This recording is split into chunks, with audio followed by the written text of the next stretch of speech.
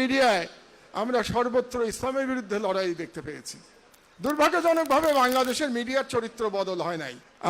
আমার দেশ কারো কাছে ভয় পায় না, কারণ আমার দেশ কারোর সঙ্গে কখনো লেনদেন করে নাই এবং কারোর সঙ্গে কখনো আপোষ করে নাই।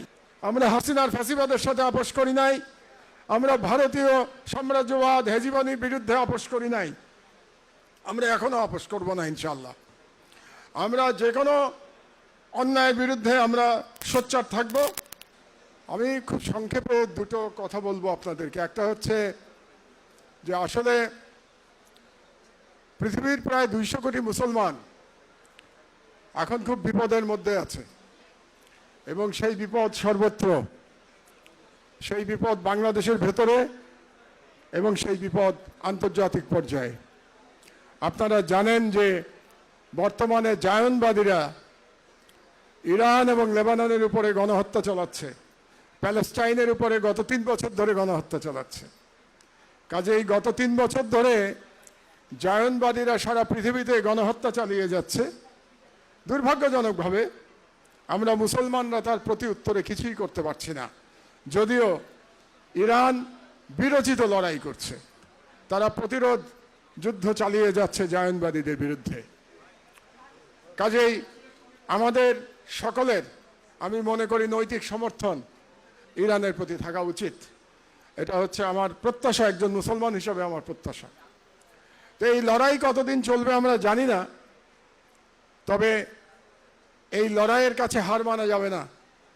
এই লড়াইয়ের সঙ্গে মাথা উঁচু করে আমাদের এই লড়াই অব্যাহত রাখতে হবে এবং এর একটা প্রতিক্রিয়া বাংলাদেশেও আসবে। আপনারা জানেন আমাদের অনেকে ইতিমধ্যে দুর্ভাগ্যজনকভাবে কেউ নিহত হয়েছেন, বাংলাদেশের নাগরিক, মধ্যপ্রাচ্যে যারা কাজ করছেন তাদের রুহের মাগফিরাত কামনা করি। ইকোনমিক্যালিও আমাদের বিপদের মধ্যে পড়তে হবে। অলরেডি আমাদের জ্বালানি নিয়ে সমস্যা হচ্ছে এবং আন্তর্জাতিক পর্যায়ে মূল্য বৃদ্ধি হবে এবং সেটা নিয়ে আমাদের সমস্যার মধ্যে পড়তে হবে এবং সেটার জন্য প্রস্তুতি নিতে হবে। এবং আমি মনে করি সরকারি দল এবং বিরোধী দল যার যার দায়িত্ব থেকে বাংলাদেশ যাতে এই বিপদ থেকে উদ্ধার পেতে পারে তার প্রস্তুতি নেবেন। এটা তো গেল আন্তর্জাতিক পর্যায়ে আমাদের বিপদের কথা। দ্বিতীয় বিপদ হচ্ছে বাংলাদেশের ভেতরে। আমরা জানি যে বাংলাদেশের মিডিয়াতে ইসলামোফোবিয়া খুব প্রবল এবং এটা আজ থেকে না, বাংলাদেশের স্বাধীনতার পর থেকে আমরা ইসলামোফোবিয়া দেখতে পেয়েছি।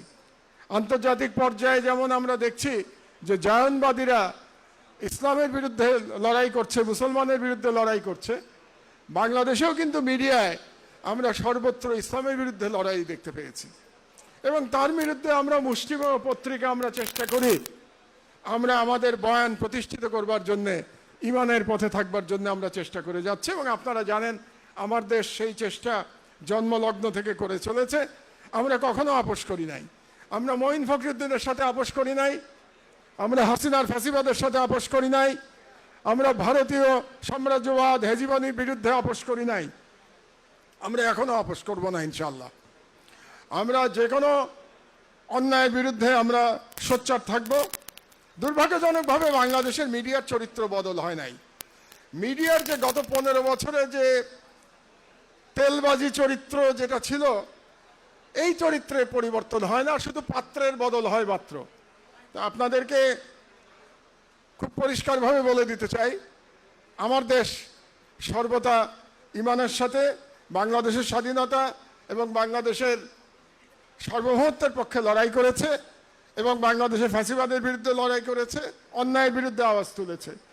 আমরা দীর্ঘদিন বন্ধ ছিলাম, আবার আল্লাহ আমাদেরকে আবার পত্রিকা চালু করতে দিয়েছেন। আমার সহকর্মীরা অনেকে এখানে আছেন, আমরা সবাই মিলে চেষ্টা করছি এবং আমরা দৃঢ়তার সাথে আমাদের কাজ করে যাব।